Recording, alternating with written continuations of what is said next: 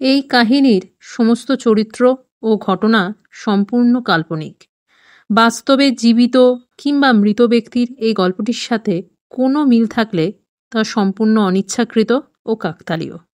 ব্যবহৃত সমাজের কিছু অলৌকিক ঘটনার একটি প্রতিচ্ছবি মাত্র এই গল্পগুলি। কুসংস্কার বিশ্বাস করবেন না, কুসংস্কার ছড়াবেন না। নমস্কার, আপনারা শুনছেন দ্য বং সাসপেন্স, যেখানে অলৌকিক ঘটনার জন্ম হয়। রাহুল অধিকারী সদ্য বছর 25-এর এক তরুণ সাংবাদিক। বাড়ি উত্তর কলকাতায়। তবে কিছুদিন হলো ও বন্ধু বান্ধবদের সাথে কাজের সূত্রে এসে রয়েছে দক্ষিণ কলকাতার একটি ফ্ল্যাট বাড়িতে। বাচ্চা থেকেই ওর লেখক হওয়ার খুব ইচ্ছে ছিল। তবে একটু বড় হতেই ওর মন ওকে টানতে শুরু করে রোমাঞ্চকর সব রহস্যের ঘটনার প্রতি। সেগুলো আরো কাছে থেকে ঘেঁটে দেখবার ইচ্ছে ওকে যেন ব্যাকুল করে তোলে। অগত্যা জার্নালিজম অনার্স নিয়ে নিজের পড়াশোনা শেষ করবার পর রহস্যরেখা নামের একটি নতুন অনলাইন নিউজ প্ল্যাটফর্মে সদ্য কাজ শুরু করেছে সে। বালিগঞ্জে ওদের অফিস। এই নিউজ চ্যানেলটির কাজ হলো যত অজানা রহস্য, ভৌতিক অভিজ্ঞতা, পরিত্যক্ত স্থান আর অন্ধবিশ্বাসের পেছনের সত্য কথাটা লুকোনো রয়েছে সেটাই খুঁজে বের করা। আর সারাদিন বেশ ব্যস্ততার মধ্যে কেটেছে রাহুলের। সারাদিন এই খবর ওই খবর কভার করতে করতে বেশ ক্লান্ত হয়ে পড়েছে। তাই সন্ধ্যের চায়ের পর্ব সেরে এসে রাহুল ওর ল্যাপটপটা খুলে বসেছে। ঘড়ির দিকে তাকিয়েও দেখল ঘড়িতে সবে 7টা বাজে। মানে বাড়ি যেতে এখনো প্রায় 1 ঘন্টা। রাহুল ঝটপট নিজের ইমেল চেক করল যদি কোনো নতুন খবর এসে থাকে। তবে ও দেখল নতুন কিছু তেমন আসেনি। অগত্যা নিউজ অফিসের ডেস্কে একটু আলগা করল নিজেকে। আর সকাল থেকেই বেশ কয়েক জায়গায় ছুটতে হয়েছে ওকে। তাই এখন একটু ঝিমিয়ে নেওয়া সব থেকে ভালো অপশন ওর কাছে। ঠিক এমন সময় ওর ইমেলে একটা পপ আপ হলো। একটা নতুন মেল ঢুকেছে। রাহুল মাথা তুলে মেসেজটি কি বিষয় সেই দিকে তাকালো। ও দেখল প্রেরক অজ্ঞাত, বিষয় ছায়া। একবার দেখলেই সব বুঝবে। রাহুল সঙ্গে সঙ্গে মেল বক্সটা খুলে মেসেজে কি লেখা আছে সেটা পড়তে শুরু করল। বার্তা: দক্ষিণ দিনাজপুর জেলার শেষ প্রান্তে একটা জায়গা আছে, তার নাম ছায়াবন। সেখান থেকে প্রত্যেক রাতে এক নারীর বেদনা ভরা কান্নার শব্দ শোনা যায়। দিনের বেলাতেও ওই বনে নাকি গাছের ছায়া হাওয়ায় ভেসে চলে। সেই বনে এলাকার মানুষজন কেউ ভয়তে যায় না। একটু সাহস করে যারা গিয়েছিল তারা আর কেউ কোনোদিন ফিরে আসেনি। চাইলে খবরটির পিছনে কতটা সত্য লুকিয়ে রয়েছে সেটা খতিয়ে দেখতে পারে।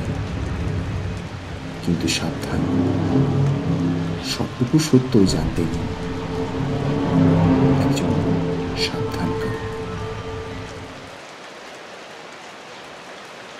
রাহুল অভ্যস্ত এরকম নামহীন ইমেলে।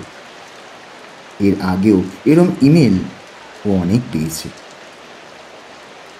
তবে মানুষের দেওয়া সব তথ্য সত্যি হয় না। এরম অনেক ভুয়ো খবরের তদন্ততে গিয়ে রাহুল আগেও ঠকেছে। প্রায়ই লোকজন এমন গাঁজাখুরি গল্প পাঠায় ওকে, কিন্তু এবার যেন ব্যাপারটা অন্যরকম। এর আগে যে অজ্ঞাত ইমেলগুলো পেয়েছে ওটাই ওকে এতটা অস্থির করে, তবে এই বিষয়টা যেন সোজা ওর মনে গিয়ে লেগেছে। রাহুল ইমেলটা নিজের অফিস ইনচার্জকে দেখাতেই উনি চটজলদি ওকে সহ টিমকে বেরিয়ে পড়তে বলেন ঘটনার সত্য জানার উদ্দেশ্যে।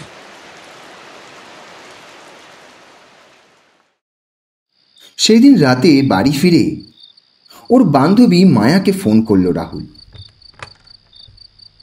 মাঝে মধ্যেই মায়াকে ওর সঙ্গে নিজের গবেষণায় সাথে নেয় রাহুল।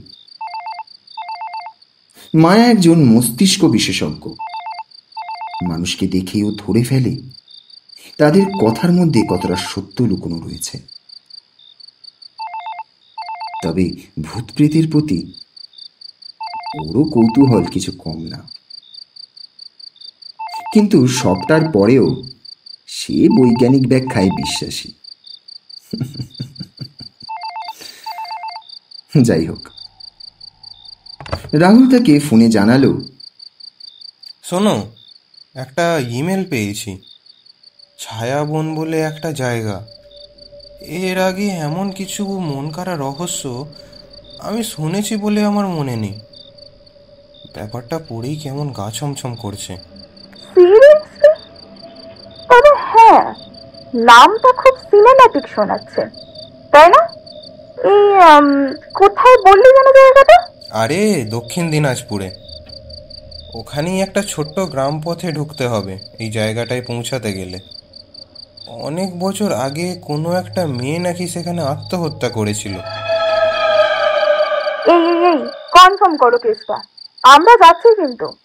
বাবা, ওরে বাউন্ডুলে মেয়ে, তুই কি কোনো বিষয়ে একটু ভয় পাস না রে? ভয় পাওয়ার জন্য তো ওদেরকে আগে বুঝতে হবে। আমি তো যাচ্ছি ব্যাপারটা বিশ্লেষণ করতে। তুই আর তোর বিশ্লেষণ দুটোই বোঝা মুশকিল। যাই হোক, সকালে তৈরি থাকিস। আমি ভাই আজ বড্ড টায়ার্ড, আমি শুতে গেলাম। Good night.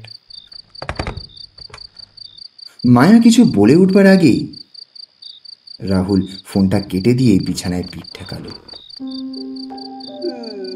আজ সারাদিন নানান বিষয়ে অনেক ধকল গেছে ওর, তাই বেশিক্ষণ বিছানায় আর আরামোরাও ওকে খেতে লাগলো না।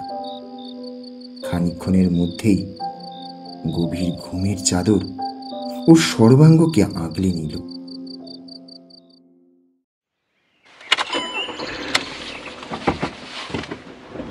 পরের দিন ভোর 7টায় ওদের গাড়ি ছাড়ল। রাহুল, মায়া আর ওদের ক্যামেরাম্যান সুমন রওনা দিল দক্ষিণ দিনাজপুরের উদ্দেশ্যে। গাড়িতে প্রায় 9 ঘন্টার রাস্তা, তাই ক্যামেরার ব্যাটারিতে বেশি জোর না দিয়ে পথের 1-2 ক্লিপস ওরা ফোনেই রেকর্ড করতে থাকে। তবে এই পথ যে ওদের কতটা বড় ধাক্কা দিতে চলেছে ওরা কেউ বুঝল না। ছায়াবন ওদের অপেক্ষা করছে।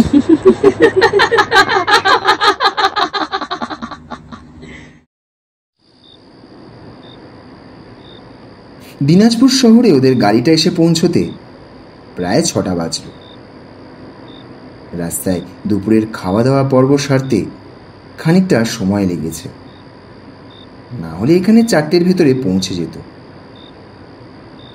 ইমেলে পাঠানো অ্যাড্রেস অনুযায়ী মুখ্য পথ থেকে একটা পুরনো রাস্তা ধরে ছায়াবনের দিকে যেতে থাকলো ওরা। চারদিক এখন বেশ নির্জন হয়ে পড়েছে। সুমন মাঝে মধ্যেই ক্যামেরা চালু করছে, আশপাশের দৃশ্য ক্যামেরা বন্দি করে রাখছে। তবে রাহুল প্রথমেই ছায়াবনে ঢুকল না। ওদের প্রথম গন্তব্য হারুন কাকার বাড়ি। তিনি একসময় এই বন অঞ্চলের ফরেস্ট গার্ড ছিলেন। গাড়িটা হারুন কাকার বাড়ির সামনে এসে দাঁড়াতেই রাহুল, মায়া আর সুমন গাড়ি থেকে নেমে হারুন কাকার বাড়ির দিকে তাকালো। তবে বাড়িটিকে দেখে রাহুল মনে মনে ভাবতে থাকলো, একজন এক্স ফরেস্ট অফিসারের বাড়ির এমন অবস্থা। চারিদিকে বন জঙ্গল দিয়ে মোড়া দুতলা একটা পাকা বাড়ি, তবে মেরামতের অভাবে অবস্থা খুবই ভয়ঙ্কর। এবার রাহুল বাড়িটার মুখ্য দরজার দিকে এগিয়ে কাঠের দরজায় টোকা দিল। তবে ভিতর থেকে কোনো সাড়া শব্দ রাহুলের কানে এলো না। ও সেখানেই দাঁড়িয়ে আরো 2-3 বার দরজায় টোকা দিতে এবার ভীষণ ধীরে ধীরে দরজা খুলে হারুন কাকা দাঁড়ালেন রাহুলের সামনে। রাহুল সহ বাকিরা দেখল একজন বছর 60-এর বুড়ো মানুষ ওদের সামনে এসে দাঁড়িয়েছে। তার পরনে লুঙ্গি আর জীর্ণ একটা স্যান্ডো গেঞ্জি। উনি চোখ দুটো পাকিয়ে রাহুলের মুখের দিকে তাকাতেই ওকে এক দেখায় যেন চিনে ফেললেন।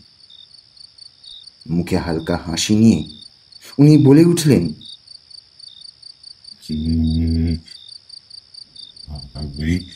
পত্রিকার ছেলেটি?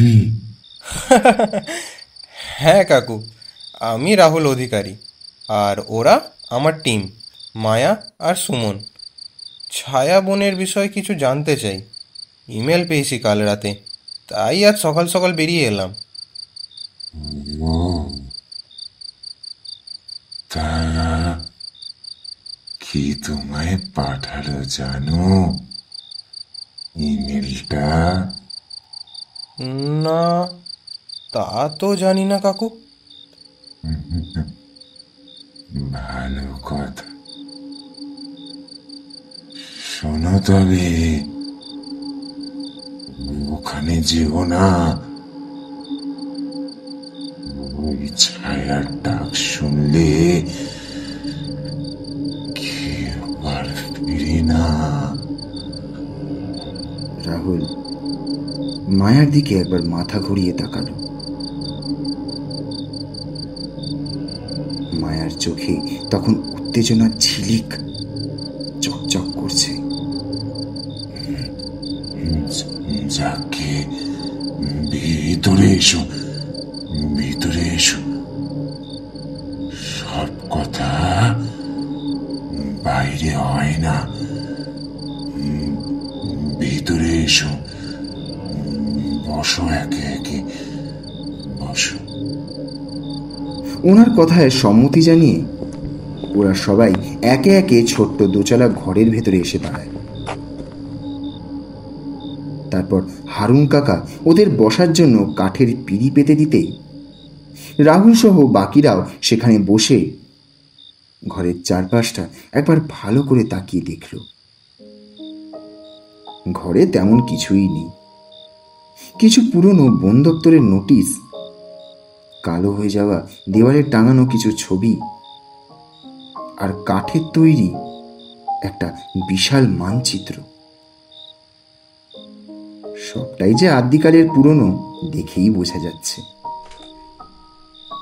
হারুন কাকা ওদের সামনেই রাখা কাঠের তৈরি একটা চেয়ারে বসে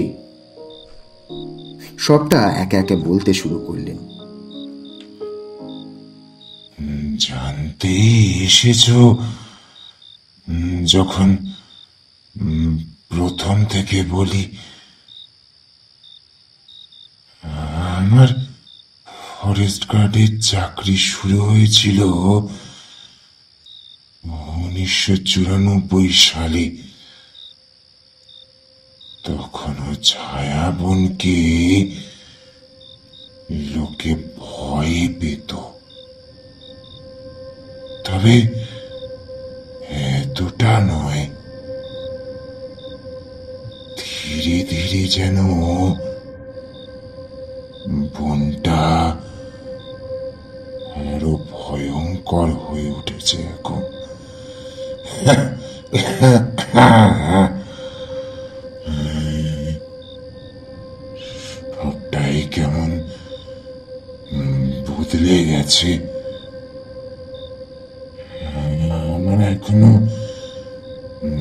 তারপরে 1998 সালে এক রিপোর্ট এসেছিল আমার কাছে। গ্রামের একজন মেয়ে হারিয়ে গেছিল, হঠাৎ উধাও হয়ে গেছে বললেও চলে। তার নাম ছিল সুচেতনা।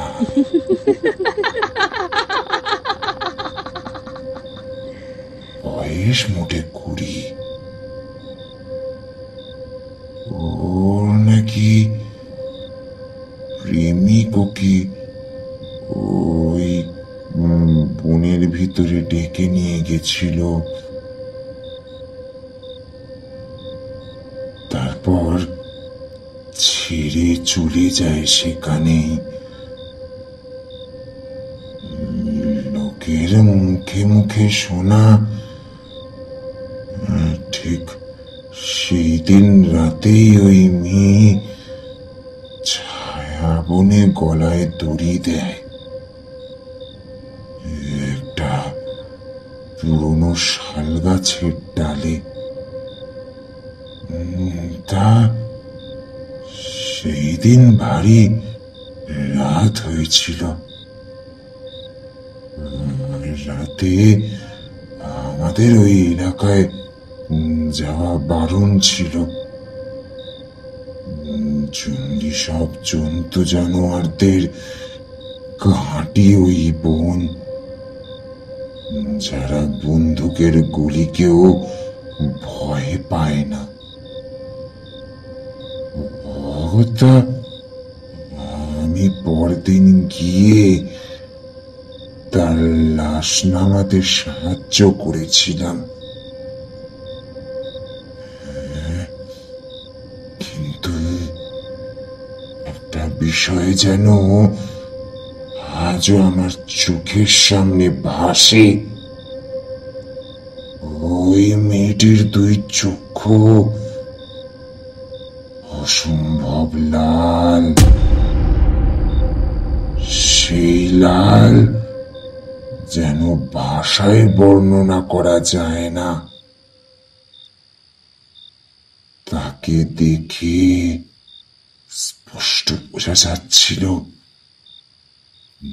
যেন সেই রাতেই কোনো বিভীষিকার সামনে পড়েছিল সেই বাচ্চা মেয়েটি। হ্যাঁ, ভীষণ ভয়ঙ্কর। ঘর নিস্তব্ধ। মায়া গম্ভীর গলায় হারুন কাকাকে প্রশ্ন করল, আচ্ছা কাকু, আপনি তো এই ফরেস্টে অনেক দিন চাকরি করছেন, তা ওই মেয়েটিকে ছাড়া এমন কোনো ছায়া কোনোদিন দেখেছিলেন কখনো? মানে যেটায় আপনি ভয় পেয়েছেন? হঠাৎ হারুন কাকার গলা কেঁপে উঠল। ওনার চোখে এক অজানা আতঙ্কের রেশ ফুটে উঠেছে এইবার। কম্পিত গলায় উনি বললেন, সেই রাতের পর বহুবার দেখেছি। মেয়েটির ঘটনার পর থেকে রাতে একবার করে টহল দিতে যেতাম ওই বনে। একদিন মাঝরাতে টহল দেওয়ার সময় দেখেছিলাম একটা মেয়ের অবয়ব দাঁড়িয়ে আছে সেই পুরনো শাল গাছের পাশে। তবে সেই সময় হঠাৎ ভীষণ জোরে হাওয়া ওঠে। পাতার শব্দে তার গলা চেপে পড়ে যায়। কিন্তু কিন্তু আমি স্পষ্ট শুনেছিলাম নীলকণ্ঠের কাতর কান্নার সুর।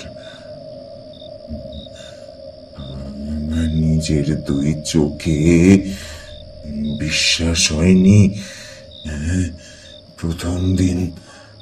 তাই তাই পরের দিন বারে এক সহকর্মীকে সাথে নিয়ে গেছিলাম। সেও মাঝরাতে একই শব্দ শুনে দাঁড়িয়ে গেছিল সেখানে। আমি বুঝেছিলাম খুব ভয় পেয়েছে সে। সেদিন রাতটা সে যা হোক করে কাটিয়েছিল আমার সাথে। তবে পরদিনই সে চাকরি ছেড়ে দিল। এতক্ষণ রাহুল শান্ত হয়ে বসে হারুন কাকার এক একটা কথা শুনছিল। তবে এবার ও পকেট থেকে ফোনটা বের করে ফোনের রেকর্ডিংটা শুরু করলো। মায়া রাহুলকে দেখে হাতে প্যাডটা বের করে লিখে রাখতে শুরু করলো ঘটনাগুলো। তারপর কি হলো কাকু?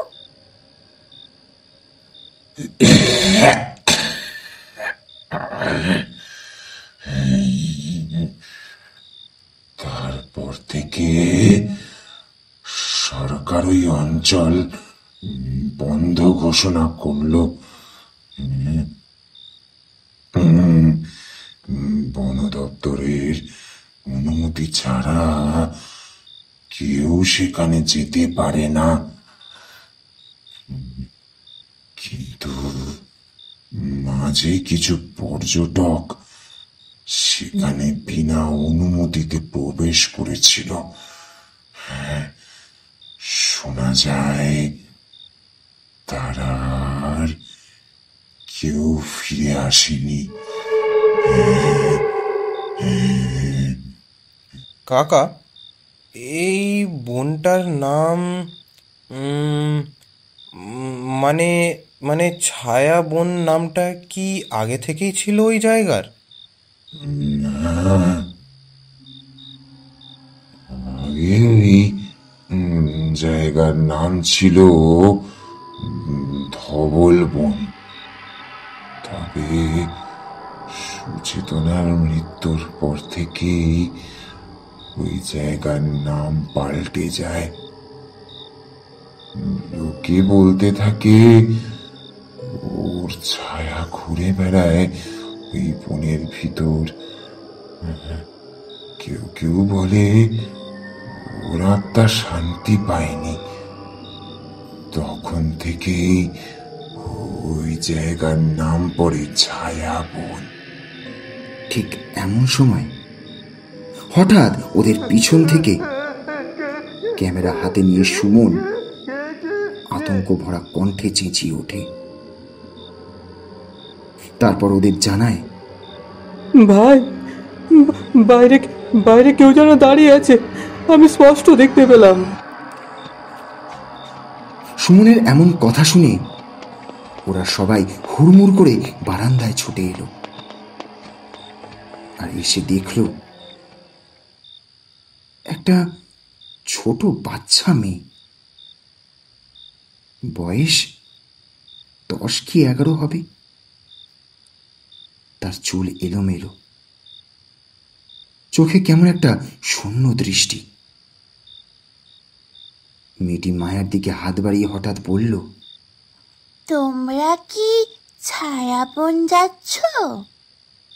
ওকে বলো না গো, আমি আবার যাব ওর কাছে। আর আর যদি আমার নাম জানতে চায়, বলো হিয়া বলেছে। রাহুল ও মায়া বিস্ময়ের চোখে তাকিয়ে থাকলো সেই বাচ্চা মেয়েটির খিলখিলে হাসিটার দিকে। ওরা বুঝতে পারল না এই মেয়েটি আসলে কে। আর মেয়েটি কাকেই বা বলতে বলছে কথাগুলো? তাহলে কি ছায়া বনে ওর কোনো চেনা পরিচিত ব্যক্তি থাকে? রাহুল, মায়া ও সুমন থমকে দাঁড়িয়ে রইল সেই মেয়েটিকে দেখে। এবার মায়া আরো ভালো করে মেয়েটির দিকে নিজের তীক্ষ্ণ নজর ফেলে দেখল। তবে মেয়েটির দুটো চোখ ছাড়া তেমন কোনো আশ্চর্যের বিষয় মায়া পেল না। বাকি বাচ্চাদের মতো তারও ছোট্ট মুখ, পাতলা গরম, তবে চোখে গভীর এক শূন্যতা, যেন কোন অতল থেকে তাকিয়ে আছে বাচ্চাটি ওদের দিকে। এবার রাহুল মনে সাহস জোগাড় করে এগিয়ে যায় সেই বাচ্চাটির দিকে। তারপর হাঁটু গেড়ে ওর সামনে বসে জিজ্ঞেস করে ওকে, তুমি কোথা থেকে এসেছো? কোথায় বাড়ি তোমার? আমি এখানেই থাকি। আজ সকালে আমি যখন ছায়া দিদির কাছে গেছিলাম, ছায়া দিদি আমায় বলল তোমাদের নতুন বন্ধুরা আসছে। আমি তাই তোমাদের দেখতে এলাম। মায়া কুঁচকে তাকালো বাচ্চাটির দিকে। এই বাচ্চাটি যে কি বলছে ও কিছুই বুঝতে পারছে না। আর বন্ধু, এই বন্ধুটা কারা? আর এই ছায়া দিদি বা জানলো কিভাবে ওদের ব্যাপারে?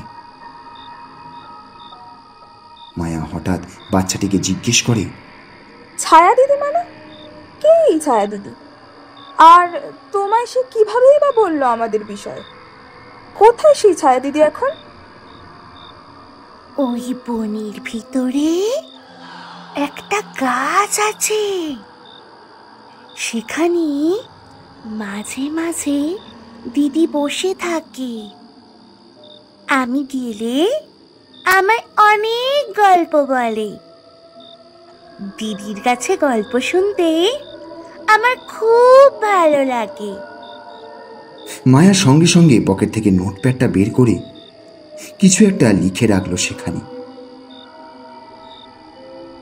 আসলেই সবটা কি মানুষের দৃষ্টিভ্রম, না অতিপ্রাকৃত কোনো যোগাযোগ?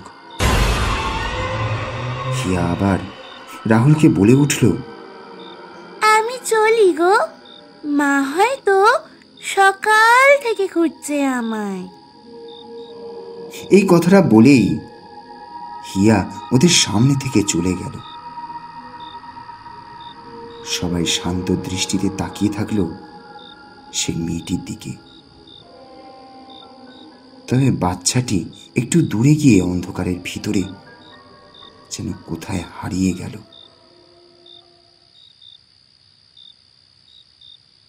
বাচ্চাটির যাওয়ার পর ওরা সবাই একে একে আবার ঘরে ঢুকে এলো। সেই রাতে খাওয়া দাওয়া পর্ব সেরে নেওয়ার পর ওরা ঠিক করে আগামীকাল সকালে ছায়াবনের দিকে রওনা দেবে সবাই। যে জায়গার বিষয়ে সবার মুখে এতবার শুনছে, সেই জায়গাটিকে দেখার জন্য মায়া ব্যাকুল হয়ে উঠল। সেই দিন রাতে হারুন কাকার বাড়ির পাশের গেস্ট রুমে ওরা সবাই থেকে গেল। রাত প্রায় 2টো। টিমের বাকি সবাই ভাত ঘুম দিলেও রাহুল আতশোয়া হয়ে বসেছিল। যেখান সেখান ওর ঘুম তেমন আসে না, তাই বসে থেকে ঝিঝি পোকার মধুর স্বর শুনছিল। আশেপাশে জনমানব শূন্য থাকার কারণে এখানে মানুষের কোলাহলের কোনো ব্যাপার নেই। এই জঙ্গলের মাঝে এমন একটা শান্তিপূর্ণ এলাকায় কেই না থাকতে চায়। ঠিক এমন সময় এক অদ্ভুত শব্দে রাহুলের যেন টনক নড়ে উঠল। ও ভালো করে শোনার চেষ্টা করল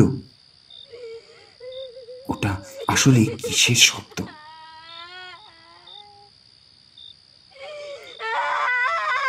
কিছুক্ষণ পর বুঝল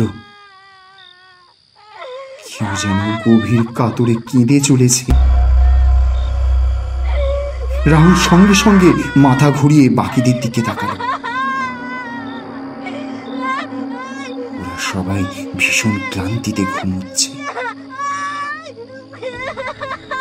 তাই ও কাউকে বিরক্ত না করে সেখান থেকে উঠে দাঁড়ালো। তারপর ধীর পায়ে জানলার কাছে গিয়ে বাইরে নজর ফেলল।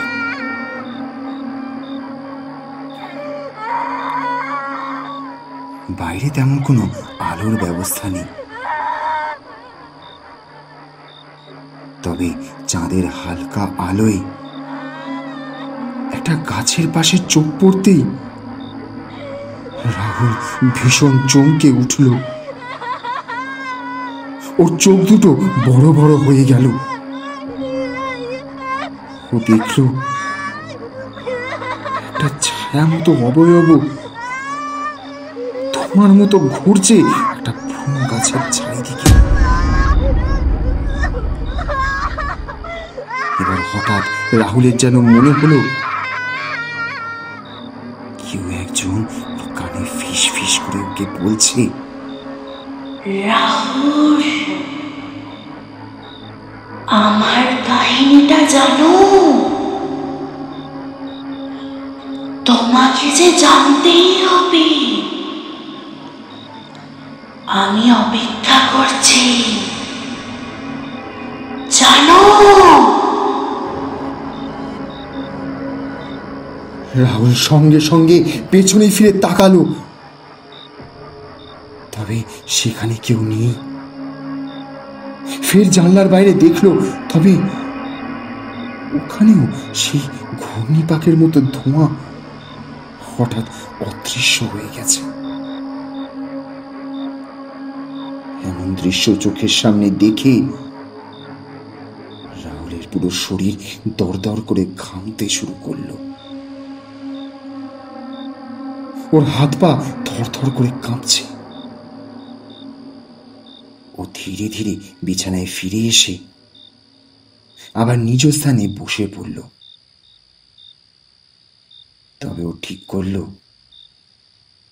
এই রাতের ঘটনা ও কিছু বলবে না কাউকে। শুধু নিজের পকেট থেকে নোটপ্যাডটা বের করে ও লিখে রাখলো সবটুকু। সে এসেছিল।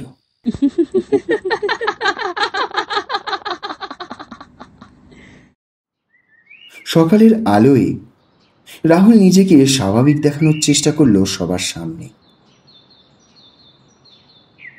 যদিও রাতের অভিজ্ঞতা ওর মনে যেন গেঁথে গেছে। মায়া রাহুলের মুখ দেখে কিছু একটা বুঝতে পেরেও কিছু বলল না ওকে। সবাই ঝটাপট প্রস্তুতি নিল ছায়াবনে যাওয়ার জন্য। হালকা খাবার, জল, ক্যামেরা, নোটবুক আর সাথে একটা টর্চ, সবকিছু ব্যাগের ভিতরে নিয়ে ওরা তৈরি হয়ে গেল।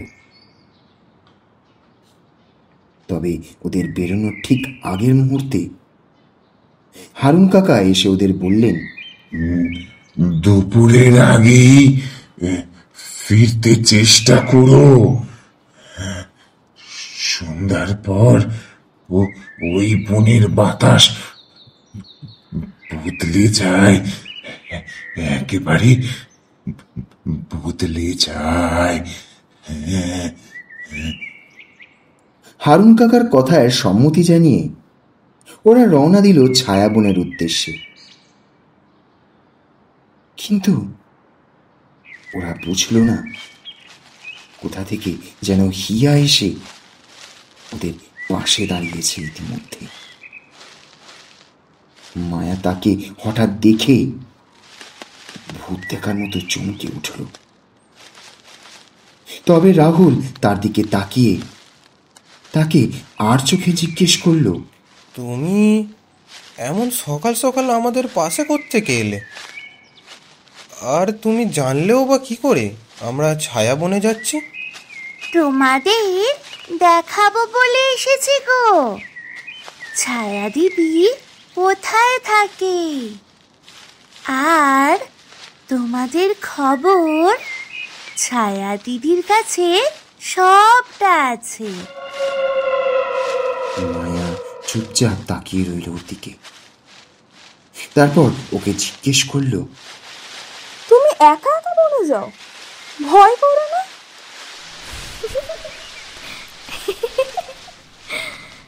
আমি তো একা নই, ছায়া দিদি সব সময় আমার সঙ্গে থাকে।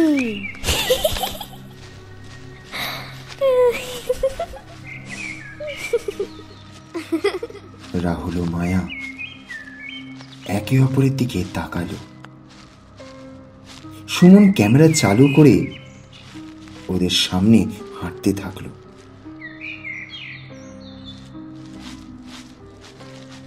বনের পথটা বড়ই ছোট, তবে গাছগুলো এতটা ঘন যে আলো ঢুকতে পারছে না ঠিক মতো। প্রায় 1 ঘন্টা এপার ওপার হাঁটার পর হিয়া থেমে গিয়ে একটা গাছের দিকে হাত দেখিয়ে বলল, এই গাছটা, এইখানেই দিদি থাকে। ওরা সবাই গাছটার দিকে তাকিয়ে দেখল। একটা পুরনো শাল গাছ, যার উপরের ডালে দড়ির চিহ্ন আজও রয়ে গেছে। রাহুল লক্ষ্য করল গাছের গুড়ির নিচের মাটিটা কেমন যেন একটু খোঁড়া মতো রয়েছে, যেন কেউ সেখানে বসে খুব আক্রোশে মাটিটা খুঁড়ে।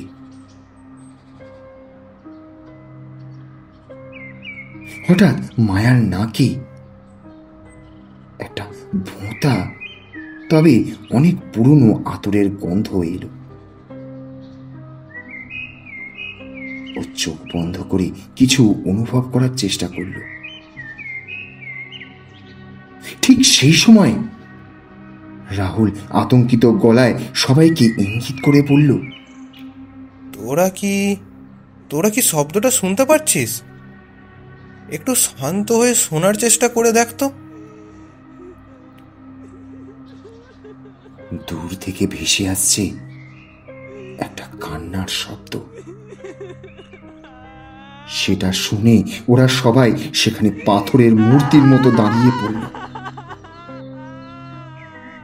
ওদের কারোর শরীরে যেন একটু শক্তি নেই। সেই কান্নার শব্দ ধীরে ধীরে যেন আরো স্পষ্ট হয়ে উঠছে। সবার মাঝে দাঁড়িয়ে হিয়া হঠাৎ গাছের দিকে তাকিয়ে, দিদি, আমি এসেছি, ওরাও আমার সাথে এসেছে। তুমি কি কথা বলবে বলেছিলে? এবার বলো। ওরা সবাই ভীষণ স্তব্ধ। হঠাৎ ওদের মাথার উপরের গাছের ডালটা যেন দুলে উঠল,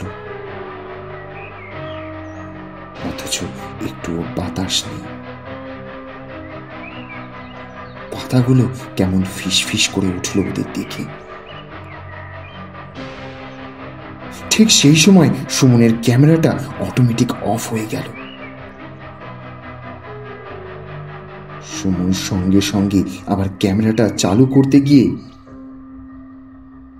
ভীষণ ভয়ে কাঁপতে শুরু করলো। তারপর বাকিদের দিকে ইঙ্গিত করে বলল, কিন্তু ব্যাটারি তো ফুল চার্জ ছিল রে। এরকম বন্ধ হয়ে যাওয়ার তো কথা নয়। রাহুল, অনেক হয়েছে। চলো আমরা এবার ফিরে যাই। এই জায়গাটা বড্ড বদ্ধ। আহ, আমার নিঃশ্বাস আটকে যাচ্ছে এখানে। চলো চলো, প্লিজ চলো। রাহুল হিয়ার দিকে ঘুরে কিছু একটা বলতে গিয়েও থেমে গেল। ঠিক তখনই গাছের গুড়ির দিকে ওর চোখ পড়তেই কিছু একটা ওর নজরে পড়ল। ধীর পায়ে সেটার দিকে এগিয়ে গেল রাহুল। আসলে সেটা কি দেখার জন্য রাহুল আশেপাশের মাটিটা সরিয়ে সেটাকে হাতে তুলতে বুঝল একটা আধপোছা রুমাল, যার এক কোণে হালকা সুতোর কাজ করা আছে। এত বছর রুমালটা এখানে পড়ে থাকার জন্য লেখাটা অস্পষ্ট হয়ে গেছে। তাও ভালোভাবে নজর দিয়ে রাহুল দেখল সুচেতনা। সেই রুমালটা হাতে তুলে নেওয়ার পর থেকেই একটা অদ্ভুত অস্বস্তি বোধ করছিল রাহুল। তার হাতে যেন একটা ঠান্ডা অনুভূতি লেগে রয়েছে। মায়ার সঙ্গে সঙ্গে ওকে উদ্দেশ্য করে বলল, রাহুল, রুমালটা তুমি ব্যাগে রাখো, স্পর্শ কম করো। এটা হয়তো কোনো অতীত স্মৃতির বাহক। এমন কিছুতেই আত্মিক শক্তি জড়িয়ে থাকে। রাহুল আর বেশি কথা না বাড়িয়ে রুমালটা ব্যাগের ভিতরে ঢুকিয়ে রাখল। হয়তো কোনো ক্লু পাওয়া যাবে এই আশায়। ওরা ছায়াবনে আর বেশি সময় নষ্ট না করে গেস্ট হাউসের উদ্দেশ্যে ফিরতে শুরু করল।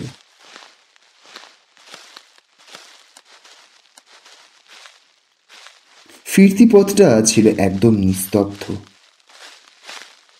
তবে মায়া লক্ষ্য করে হিয়া অদ্ভুত রকম চুপচাপ, চোখের পলকটুকুও যেন ফেলছে না।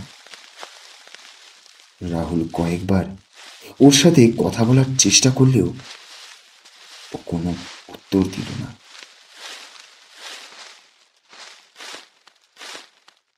গেস্ট হাউসে ওরা ফিরে আসার পর হারুন কাকা ওদের দেখে যেন হাঁফ ছেড়ে বাঁচলেন। ঠোঁটের কোণে হালকা হাসি নিয়ে উনি বললেন,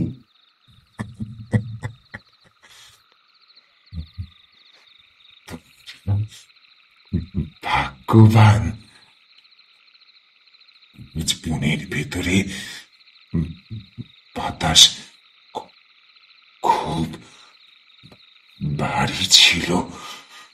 তোমরা খুব ভাগ্যবান। হারুন কাকার এই কথা শুনে মায়া মৃদু গলায় বলল, কাকু, সুচেতনার কোনো আত্মীয় স্বজন কি বেঁচে আছেন এখনো? আরে মা, তবে এক সময় ওর মা ছিল, কিন্তু গ্রামবাসীদের মুখে শুনেছিলাম উনি পাগল হয়ে গিয়েছিলেন।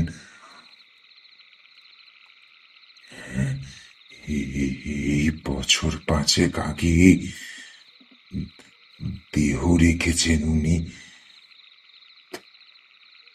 তখন থেকেই গ্রামের মানুষ বিশ্বাস করে সুচেতনার আত্মা আর ওর মায়ের পাগলামি মিশে এক ভয়ঙ্কর রূপ ধারণ করেছে সেখানে।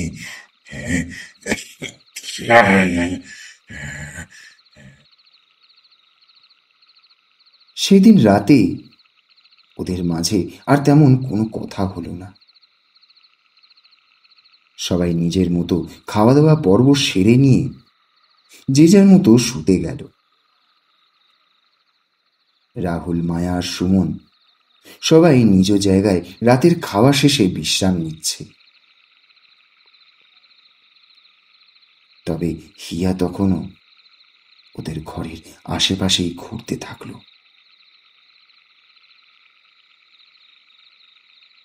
রাত প্রায় 3টে। সুমন ওয়াশরুম যাওয়ার জন্য বিছানা ছাড়ে। তারপর ঘুম চোখে দরজার পাশে এসে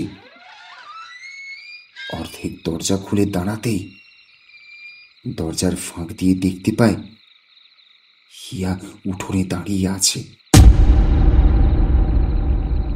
তার সর্বস্ব মুখখানি আকাশের দিকে চেয়ে রয়েছে, আর কি যেন একটা বলছে। তবে ওর গলার স্বর যেন পুরো পাল্টে গেছে। এটা কোনো বাচ্চার আওয়াজ না। হিয়া যে স্বরে এখন কথা বলছে সেটা অনেক বেশি গভীর এবং ভারী। তোমরা কি আমার কথা জানতে চাও? বলো, জানতে চাও? আমার মৃত্যু যেমন নিঃশব্দ হয়েছিল, তেমনি তোমাদেরও হবে। একে একে তোমাদের সবার হবে।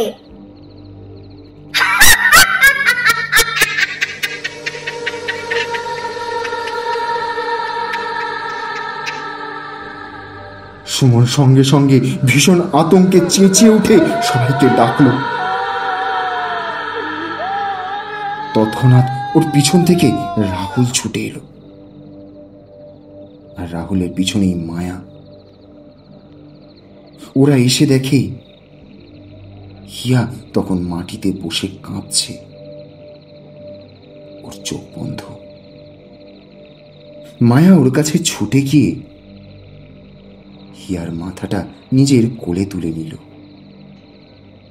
তারপর ওর মাথায় স্নেহের হাত বুলিয়ে দিয়ে বলল, হিয়া, তুমি যদি আমাকে শুনতে পাও, চোখ খোলো।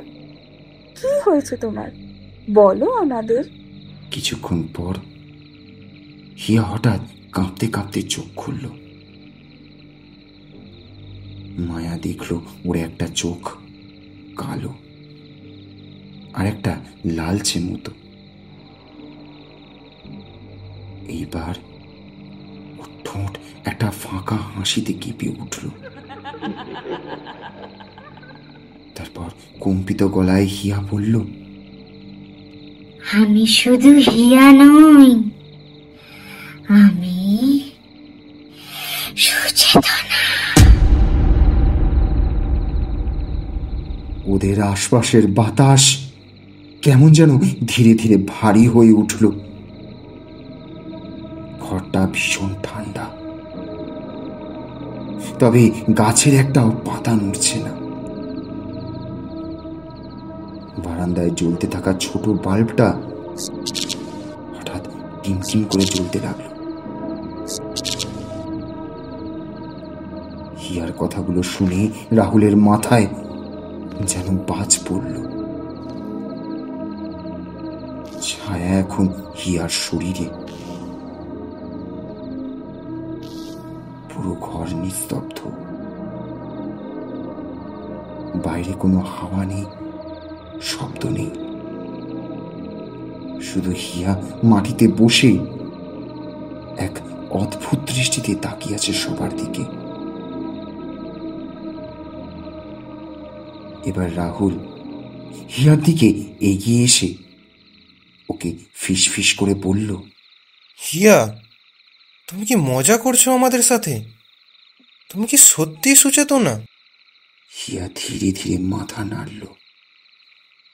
তারপর এমন ভাবে কথা বলা শুরু করলো যেন বহু বছর জমে থাকা কোনো গভীর কান্না আজ বেরিয়ে আসতে চাইছে।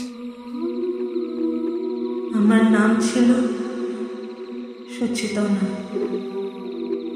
আমি গান গাইতাম, গ্রামের উত্তর প্রান্তে আমার বাড়ি ছিল।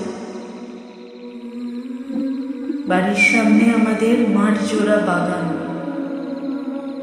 সেখানেই আমি আর আমার মা থাকতাম। বাবা অনেক বছর আগে গত হয়েছিল। আমার পরিবার, আমার ভালোবাসা সবটাই বলতে ওই একজন ছিল, আমার মা।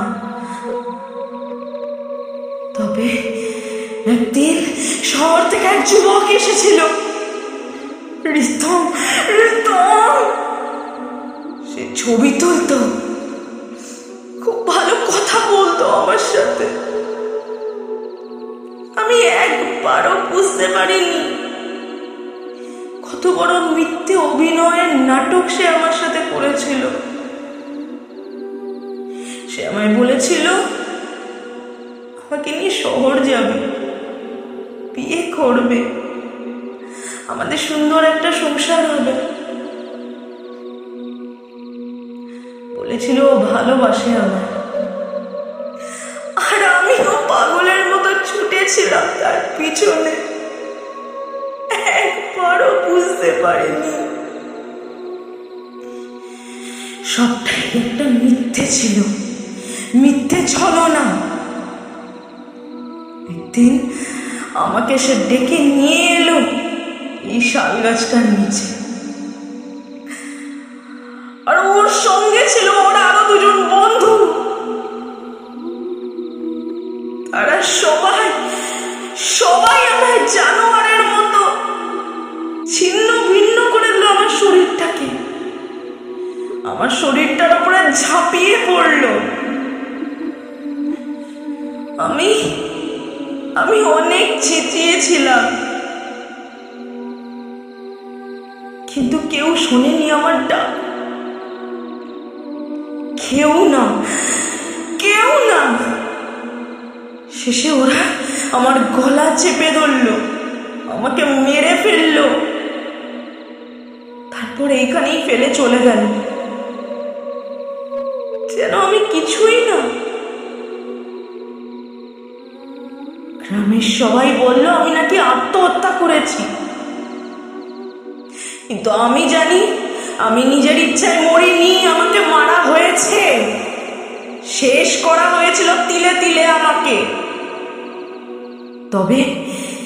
তবে এবার আমি ফিরে এসেছি।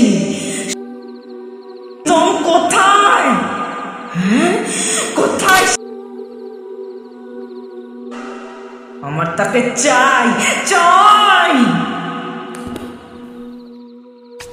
এতটুকু বলেই হিয়া জ্ঞান হারিয়ে মাটিতে লুটিয়ে পড়ল। মায়া আবার ছুটে গিয়ে দ্রুত ওর পালস দেখল। হিয়া বেঁচে আছে। হারুন কাকা এসে মায়ার হাতে এক গ্লাস জল এনে দিল। মায়া সেই জলটা হিয়ার চোখে মুখে ছিটিয়ে দিতেই কিছুক্ষণ পর হিয়ার চোখ খুলে বসল।